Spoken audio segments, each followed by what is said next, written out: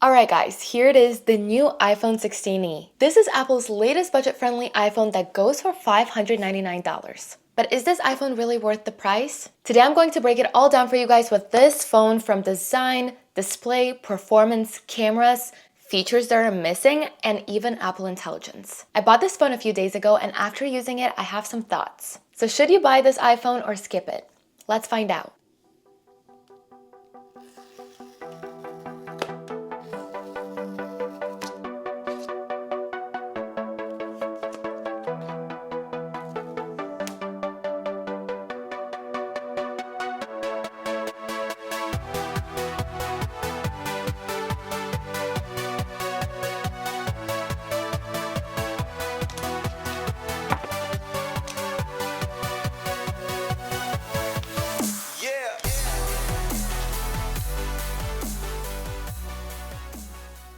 So inside the box we get, well, not that much. Just the iPhone 16e, then you get the USB-C to USB-C cable and some paperwork, but no stickers. Oh, and you don't get a charger with this either. But are we surprised? But let's get to the actual phone. Right away, it feels very lightweight. The matte aluminum frame actually gives it a very premium feel. And the sound of this is just so satisfying. This phone comes only in white and black, which honestly I was hoping for some fun colors like the iPhone 16 one has. But hey, you always put a case on these phones, so you can get like a fun colored case. One thing that I immediately noticed is that the design is very sleek. This is something that I love. But there's no dynamic island here. We'll talk about that in a little bit, but let's first get into the design and display of this phone. So the display is a 6.1-inch Super Retina XDR. It's OLED, bright and sharp, but there's a catch. We're still working with a 60 Hz refresh rate. Now, 60 Hz might sound confusing for some of you, so let me explain. So basically, it's a refresh rate which refers to how many times per second can your phone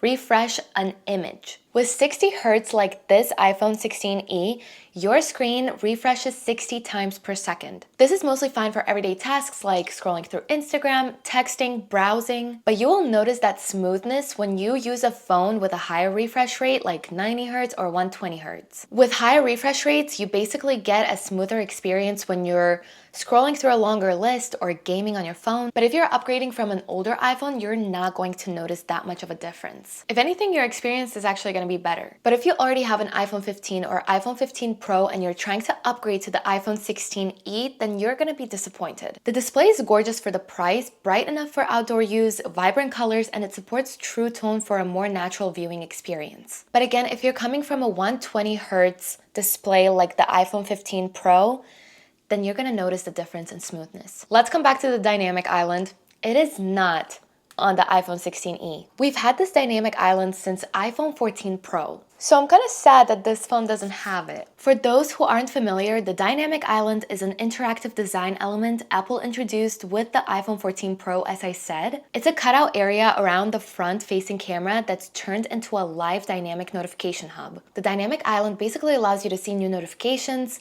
music that you're playing, your maps, ongoing calls, how far away your Uber driver is, and you can see all of that on the dynamic island while using another app like scrolling Instagram. So it allows you to interact with multiple apps at the same exact time. So what does that mean for the iPhone 16e? Well, it's very simple, it just doesn't have it. So if you're someone who has an iPhone older than iPhone 14, then you might not have the habits of looking at your dynamic island for those features that are very important for people who come from the background of already having the dynamic island. So upgrading to this phone and not having the dynamic island might not be that important to you. So now let's dive into performance and Apple Intelligence. This thing is powered by A18 Bionic chip and it's actually just as fast as the new iPhone 16. So performance-wise, this iPhone is really good. But the biggest thing Apple is pushing this year is Apple Intelligence, as we all know. This is basically Apple's new AI system that works on devices and in the cloud to make your iPhone smarter. It's built into the core of the iPhone and enhances everything from photos to messaging. Apple Intelligence can now summarize your long emails, it can help you rewrite messages,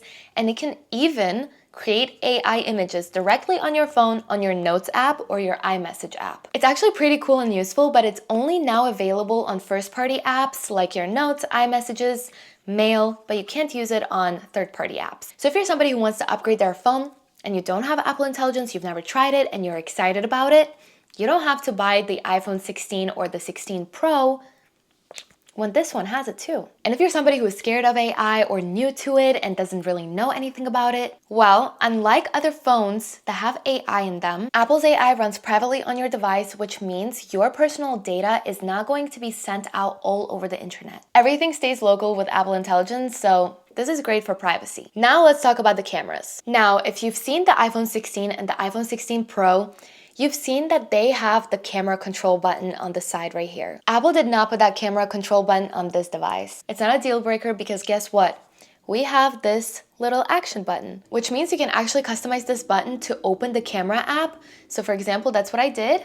And there you go. And you can also use the action button to take pictures too. So even if you don't get the camera control on this phone, you have the action button that pretty much does the same thing as the camera control button. And from what I've heard, and I don't have the iPhone 16 or the 16 Pro, is that people actually don't even use their camera control button. So again, I don't think it's a big deal. So let's now talk about the cameras themselves. The back camera of the iPhone 16e features a 48 megapixel camera lens. And yes, it's got that fusion lens to capture more detail, even in tricky lighting. The 48 megapixel fusion lens offers super detailed shots, and with AI-powered enhancements, the photos look sharp, vibrant, and natural. For selfies, this phone features a 12 megapixel front camera. This is the same camera that the iPhone 16 and the iPhone 16 Pro has. So from that, you already know that the camera is new, it's better, and you're gonna get great selfies. Just to go back to the back camera really quickly, it offers 2x optical zoom, so you can zoom into the subject without losing much quality. But something that some of you will not like is that it doesn't have the ultra wide lens. If you're somebody who likes to take wide angled photos or group photos, then you'll not be able to do it with this phone from a short distance like you're used to.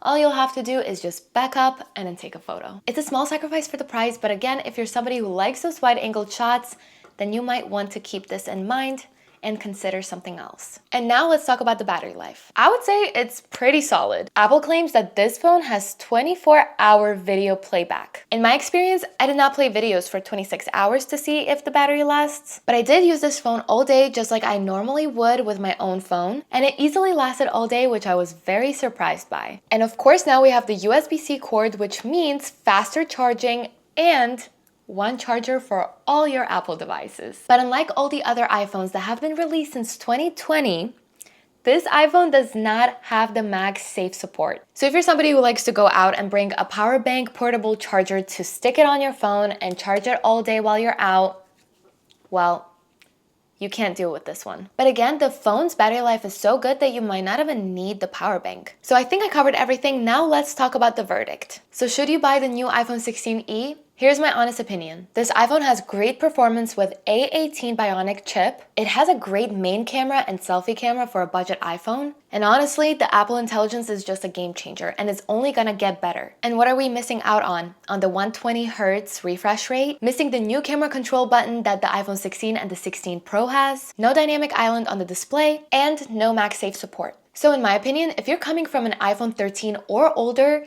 this phone is a great upgrade. But if you already have the iPhone 14, 14 Pro, 15, 15 Pro, I think you might have to wait. But now I want to hear from you guys. Are you upgrading your phone to the new iPhone 16e, or are you waiting for something better? Let me know in the comments. And if this video helped you out in making a decision, please give it a like, subscribe to my channel, and hit the bell icon. And hopefully I'll see you in my next video.